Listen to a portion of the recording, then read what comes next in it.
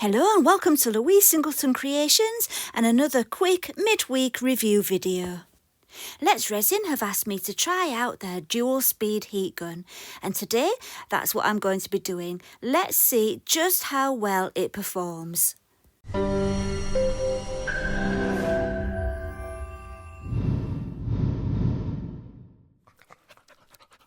As always with Let's Resin, the heat gun comes with a very detailed user manual with lots of pictures and descriptions and information that you might need.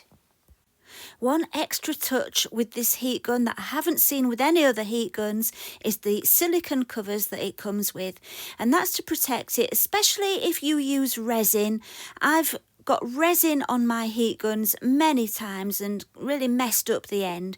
Well, with the silicone covers it protects it nicely. I did find that if you want to take the silicone cover off, it's a little bit tricky, but I did get it off when I tried. But actually, once it's on, you don't really need to take it off because as you can see here, the attachments still fit on with the silicone cover on there. And so speaking of attachments, it comes with two. The flat one, which is great for resin waves, and this one, which is good for like if you're doing shrink plastic on wires, which I don't do much. Probably won't use that one much, but I'll show you it later on.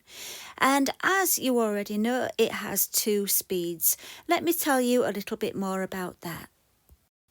The heat gun has a high power of 350 watts and it has 2 temperature and speed adjustment settings.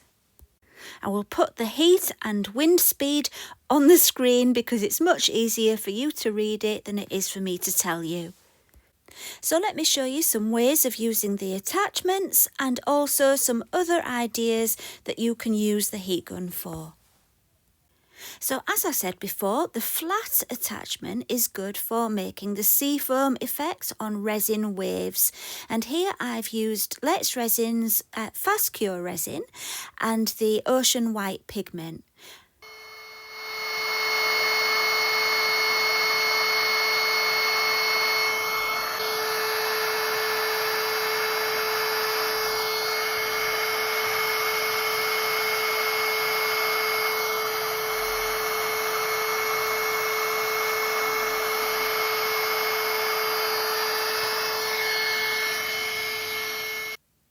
So I left the volume on for you so you could see how loud it was, and it's just about average as far as heat guns go.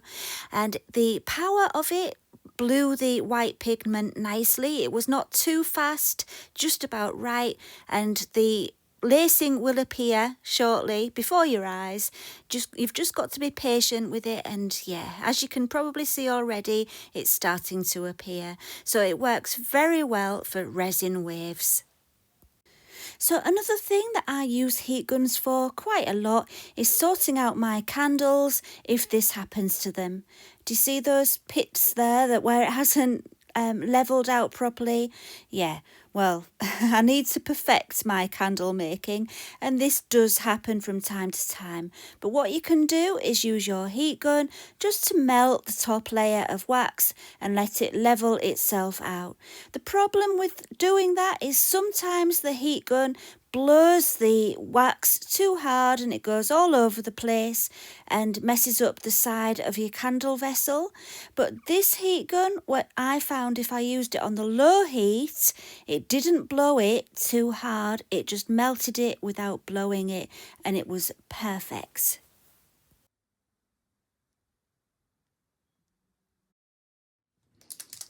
Next, I decided to try my heat gun with some shrink plastic. I painted the image on there with some acrylic markers, and the good thing with the heat gun that I found was once you've finished colouring in with your paint marker and you can't be bothered to wait for it to dry, you can use the heat gun on the lowest setting to dry the paint, and then it's not hot enough to shrink the plastic, but it dries the paint really quickly. And then you can turn it onto the higher speed and temperature and shrink the plastic easily. And if you've ever heated shrink plastic in this way before, you will know it gets a little bit scary. It does kind of blow all over the place, but also it curls up and you think it's going to be curled up to the point of no return.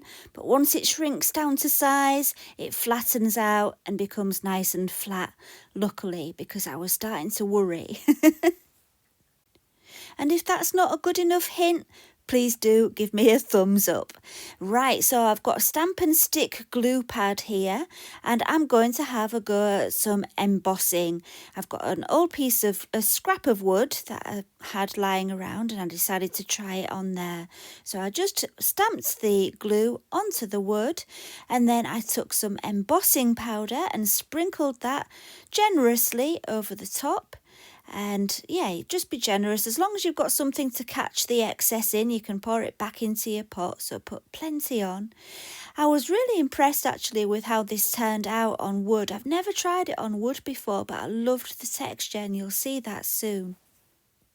So this time I'm going to use the high heat on my heat gun, and I'm going to speed it up. It did take quite a long time for the embossing powder to melt, and yeah, I was surprised at how long it took actually, but maybe I needed to hold it a bit closer or something.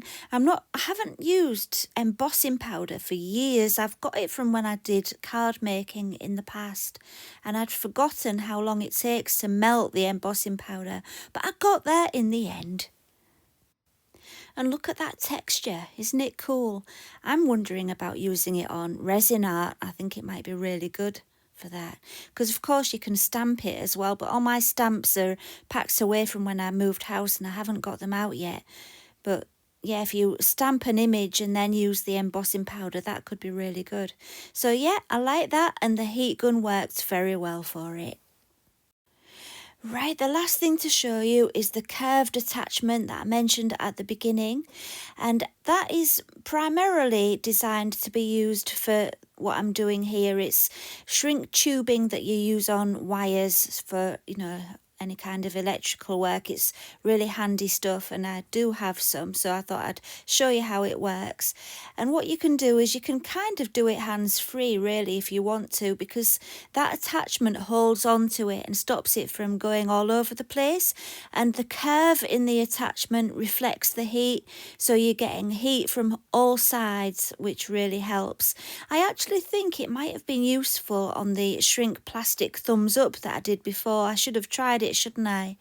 But yeah, it works really well for the wires, so that could be handy if you ever do any electrical work.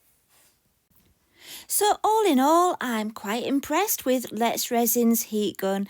I especially like the silicone cover to protect the end, and I like the fact that the second setting, the higher setting, gives you a higher temperature and higher speed than my previous heat gun. It works much better with resin waves, so that gives it a thumbs up from me. If you've enjoyed the video, please give me a thumbs up and subscribe if you would like to, and I will see you for my regular projects video on Sunday. Thank you for watching, and bye for now.